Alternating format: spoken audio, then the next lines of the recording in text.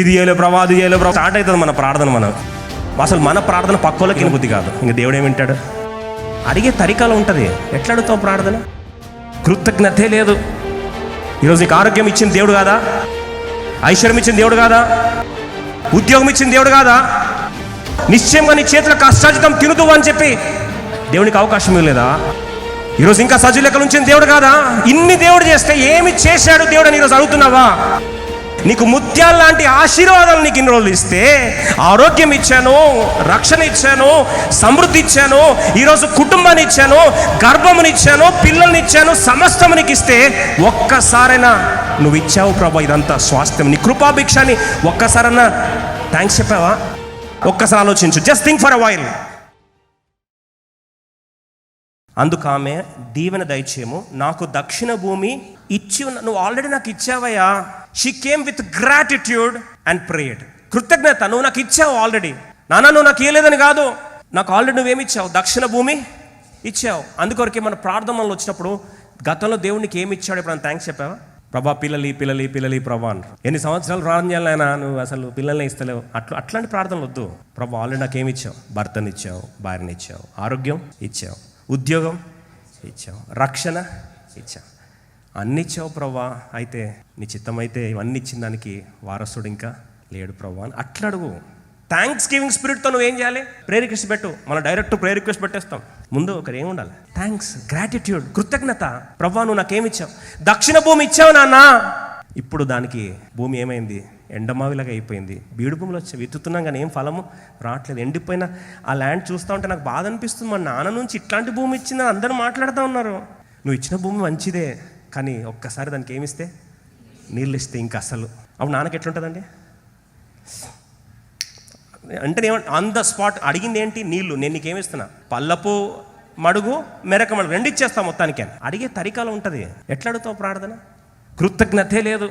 ఇది చేయలే ప్రభా, అది చేయలే ప్రభా ఇది ఇంకా స్టార్ట్ అవుతుంది మన ప్రార్థన. మనం అసలు మన ప్రార్థన పక్కోళ్ళకి వినబుద్ధి కాదు. ఇంకా దేవుడు ఏమింటాడు? ఆమె వచ్చి కృతజ్ఞత పూర్వకముగా నాకేమిచ్చావు. ఒక మాట జ్ఞాపకం చేస్తానండి. చూడండి, దేవుడు ఇస్తున్నప్పుడు కొన్నిసార్లు వీనికి ఇంత ఇచ్చినా ఒక్కసారి కూడా దాన్ని అక్నాలెడ్జ్ చేయట్లేదు, గ్రాటిట్యూడ్ చూపించట్లేదు. చూడండి, మత్తయి సువార్త 7వ అధ్యాయం 6వ వచనం, పరిశుద్ధమైనది కుక్కలకు పెట్టకుడి, మీ ముత్యములను పందుల ఎదుట వేయకుడి, వేసినలా అవి ఒకవేళ వాటిని కాళ్లతో త్రొక్కి మీ మీద పడి మిమ్మల్ని చీల్చివేయను. చాలు. పందుల ముందు ముత్యాలు వేస్తే ఏం చేస్తా అంటే అది మంచిగా దాన్ని డ్యాన్స్ చేస్తాయి అంట. తొక్కి మళ్ళీ దాన్ని తీసుకొని మళ్ళీ మీదకి వచ్చాయంట, నీ మీద పడతాయి అంట. ఇది ఎవరు బుద్ధి? త్వరగా చెప్పండి. పందులు. అంటే అర్థం ఏంటంటే ప్రభు అంటున్నాడు మత్తయి సువార్త 7:7, అడుగుడి మీకు ఇయ్యబడును, వెతుకు. చాలు. ఎట్లా అడగాల? కుక్కలకి పందులకి నువ్వు ఎంత పెట్టినా దానికి విలువ లేదు. ముత్యాలు పడేస్తే తొక్కుతాయి, దానికి కృతజ్ఞత లేదు, గ్రాట్యూడ్ లేదు. ఇచ్చినావని కనీసం థ్యాంక్స్ గివింగ్ స్పిరిట్ వాటికి ఉండదంట. ఎవరికి? కుక్కలకి, పందులకి. మళ్ళీ మీద చేయబడతాయి, మీద పడి జీలుస్తాయంట. అది ఎవరి నైజం? కుక్కల నైజం, పందుల నైజం అని ప్రభు అంటాడు. ఇప్పుడు 7:7, అడుగుడి మీకు ఇవ్వబడును. నా భాషలో చెప్పాలంటే కుక్కలాగా అడగొద్దు, పందిలాగా అడగొద్దు. వాటికి ఇచ్చిన ముత్యాలు వేస్తే కూడా దాన్ని ఏం చేస్తాయి? తొక్కుతాయి. అంటే నీకు ముత్యాల లాంటి ఆశీర్వాదాలు నీకు ఇన్ని రోజులు ఇస్తే, ఆరోగ్యం ఇచ్చాను, రక్షణ ఇచ్చాను, సమృద్ధి ఇచ్చాను, ఈరోజు కుటుంబాన్ని ఇచ్చాను, గర్భమునిచ్చాను, పిల్లల్ని ఇచ్చాను, సమస్తం నీకు ఇస్తే ఒక్కసారైనా నువ్వు ఇచ్చావు ప్రభా ఇదంతా స్వాస్థ్యం, నీ కృపాభిక్షాన్ని ఒక్కసారైనా థ్యాంక్స్ చెప్పావా? ప్రేయర్ రిక్వెస్ట్ డైరెక్ట్ వచ్చి ఏమిచ్చావు ప్రభా, నాకు ఏమిచ్చావు ప్రభా, కన్నీరు తప్ప ఏమిచ్చావు ప్రభా అంటావు. కానీ ఇన్ని సంవత్సరాలు ఏమిచ్చాడో దేవుడిని గుర్తులేదా? ఈరోజు నీకు ఆరోగ్యం ఇచ్చిన దేవుడు కాదా? ఐశ్వర్యం ఇచ్చిన దేవుడు కాదా? ఉద్యోగం ఇచ్చిన దేవుడు కాదా? కష్టార్జితాన్ని తినడానికి కొరకు నిశ్చయంగా నీ చేతుల కష్టార్జితం తినుదు అని చెప్పి దేవునికి అవకాశం లేదా? ఈరోజు ఇంకా సజీవ లెక్కలు ఉంచిన దేవుడు కాదా? ఇన్ని దేవుడు చేస్తే ఏమి చేశాడు దేవుడు అని ఈరోజు అడుగుతున్నావా? ఒక్కసారి ఆలోచించు. Just think for a while. అక్స అంటది, లేదు నాన్న నువ్వు నాకేమి ఇచ్చావు? దక్షిణ భూమి ఇచ్చావు. కృతజ్ఞత లేని దాన్ని కాదు నేను. I coming with a prayer request but associated with a gratitude. కృతజ్ఞత పూర్వకంగా నా పిటిషన్ని ముందుకు తీసుకొస్తా. డైరెక్ట్గా నేను కృతజ్ఞత లేని దాన్ని కాదమ్మా నాయన, నేను కృతజ్ఞతతో వస్తున్నాను, నాకేమి ఇచ్చావు? దక్షిణ భూమిని ఇచ్చావు. అయితే she's using her former prayer request and asking for more. అంటే ముందు ఇచ్చిన దాంట్లో నుంచి అడుగుతుంది. నువ్వు ల్యాండ్ ఇచ్చావు, అయితే ఇప్పుడు దాంట్లోంచి నాకు నీళ్లు లేక ఆ ల్యాండ్ అంతా ఏమైంది? వేస్ట్ అయిపోయింది. నీ చిత్తమైతే ప్రభా ఆ భూమిని ఫలించడానికి కొరకు నాకు ఏం కావాలా? నీళ్ళు ఇవ్వాలి. అయ్యా నా కుటుంబం ఇచ్చావు నాయన, వాళ్ళని పెంచడానికి కొరకు కావాల్సిన జ్ఞానం ఇవ్వయ్యా. ఎంత బాగుంటుంది అట్లా అడిగితే. ప్రభా నా కుటుంబం ఇచ్చావు, వాళ్ళని ఎలా దేవుని వైపు నడిపించాలో నాకు జ్ఞానం దయచేసి ఇవ్వు ప్రభా. అయ్యా నాకు ఇస్తున్నావు, శాలరీ ఇస్తున్నావు, దాన్ని ఎలా ఇన్వెస్ట్ చేయాలో కొద్దిగా జ్ఞానం ఇవ్వు ప్రభా. అయ్యా నువ్వు నాకు ఈరోజు నాకు ఇచ్చిన స్వాస్థ్యం ఇచ్చావు, అది వేస్ట్ కాకుండా ఫలభరితంగా ఎండిపోయిన దక్షిణ భూమి ఉండకుండా నీరు దయచే ప్రభా. నీరు అంటే పరిశుద్ధాత్మ దేవుని అభిషేకం. అందుకో ప్రభు అన్నాడు, ఎవడైనా దప్పికొనేడలా నా యొద్దకు రండి, మీకు ఇస్తాను జీవ జల నదులు. ప్రభా పరిశుద్ధాత్మ అభిషేకం ఇవ్వు ప్రభా. ఈ డబ్బుని ఎలా ఇన్వెస్ట్ చేయాలో జ్ఞానం ఇవ్వు ప్రభా. ఈ కుటుంబాన్ని ఎలా పోషించాలో జ్ఞానం ఇవ్వు ప్రభా. అందుకొరకే ప్రతిసారి నేను అదే ప్రార్థన చేస్తాను. ప్రభా సంఘం ఇచ్చావు, కానీ వారికి ఆధ్యాత్మిక ఆహారం పెట్టడానికి నాకు ఆహారం ఇవ్వు ప్రభా.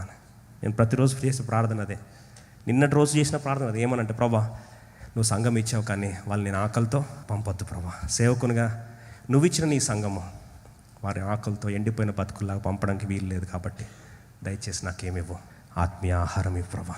నాకు ప్రత్యక్షత ఇవ్వు ప్రభా. నువ్వు ఇస్తేనే కదా ప్రభా నా బిడ్డలకి జీవజల నదులను నేను ఇవ్వగలుగుతా.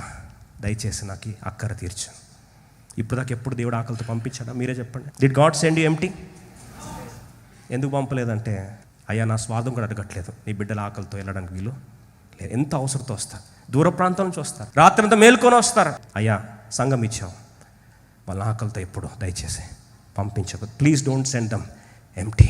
ఇప్పుడు దాకా దేవుడు ఎప్పుడు ఖాళీగా పంపించలేదే. ప్రభు అంటాడు, నా ఎద్దకు వచ్చి వారు నేను ఎంత మాత్రం. ఈరోజు నిజంగా సంఘాన్ని దేవుడు ఇస్తే, కుటుంబాన్ని ఇస్తే, కెరియర్ ఇస్తే, ఉద్యోగం ఇస్తే ప్రభా ఆత్మ నడిపింపుతో ఇక్కడ నీవు ఇచ్చిన ఉద్యోగంలో నేను సాక్షిగా ఉండి దేవుని ఆత్మగల మనిషి నీకెక్కడ కనుగొనమని ఫరో యోసేపు చెప్పినట్లుగా ప్రభా అటువంటి ఆత్మ నింపుదల నాకు దయచేయి ప్రభా. ఎప్పుడైనా ప్రాణం చేసావా? ప్రభా ఈ పొలాన్ని దున్నుతున్నాను ప్రభా, నీరు పోస్తున్నా, నాట్లు వేస్తున్నా, కానీ చేతికి ఏమీ అందట్లేదు ప్రభా. దయచేసి నీరు దయచే ప్రభా, నీ ఆశీర్వాదం వచ్చి ప్రభా. అయ్యా నాకు రక్షణ ఇచ్చావు, కానీ రక్షణ ఆనందం ఈరోజు కోల్పోయాను ప్రభా. అయ్యా నాకు ఉద్యోగం ఇచ్చావు, కానీ నాకు సరైన జ్ఞానంతో ఒక పని నేను చేయలేకపోతున్నాను ప్రభా. అయ్యా నాకు చాలాసార్లు నాకు శాలరీ ఇస్తున్నావు, కానీ జ్ఞానయుక్తంగా దీన్ని ఎక్కడ ఇన్వెస్ట్ చేయాలో నాకు తెలియట్లేదు. నాకు విజన్ ఇచ్చావు ప్రభా, కానీ ఆ విజన్ నెరవేర్చడానికి కావాల్సిన విశ్వాసం వనరులు నాకు లేదు ప్రభా. ప్రొవిజన్ దయచే ప్రభా. నాకు విజన్ ఇచ్చావు, నాకు ప్రొవిజన్ కావాలి ప్రభా. తండ్రి నాకు విజన్ ఇచ్చావు, కానీ ఎగ్జిక్యూట్ చేసే ధైర్యం ఇవ్వు ప్రభా. ప్రభా పిలుచుకున్నావు నన్ను, నిలబడే శక్తి ధైర్యం ఇవ్వు ప్రభా. ఎప్పుడైనా ప్రార్థన చేసావా? నిజంగా అలా ప్రార్థన చేస్తే అక్స చేసిన ప్రార్థన నువ్వు ల్యాండ్ ఇచ్చావు నాయన, కానీ దాని మీద నీరు లేక ఏమైంది? అది ఎండిపోయింది. రండి కలిసి చదువు. దేవుడు అంటున్న మాట న్యాయాధిపతులు 1వ అధ్యాయం 10వ వచనం. అందుకు ఆమె దీవెన దయచేయము, నాకు దక్షిణ భూమి ఇచ్చి ఉన్నావు, నీటి మడుగులను కూడా నాకు దయచేయమనను. అప్పుడు కాలేబు ఆమెకు మెరక మడుగులను పల్లపు మడుగులను అడిగిన వెంటనే ఏం చేశాడంటండి? మెరక మడుగులు పల్లపు మడుగులు ఇచ్చేసాడంట. ఆ పల్లపు మడుగులు మెరక మడుగులు ఇచ్చేసరికి వెంటనే ఆ ప్రాంతం అంతా ఏమైందండి? పాలు తేనెలు ప్రవహించే దేశంగా మారిపోయింది. దానిమ్మలు, ద్రాక్షాడలు, విస్తారమైన పంట, మొత్తం స్టోరీ మారిపోయింది. ఆ యొక్క ప్రాంతం కెనెత్ సెఫెరు ప్రాంతం అంతా వచ్చి చూస్తే అందరు షాక్ అయిపోతున్నారంట. ఏంటండి మొన్నటిదాకా బీడు భూమిలాగా ఉంది, మొన్నటిదాకా వేస్ట్ ల్యాండ్ లాగా ఉంది, ఎట్లా మారిపోయిందండి ఇదంటే అందరూ వచ్చి అంటున్నారంట అక్స చేసిన ప్రార్థన అండి.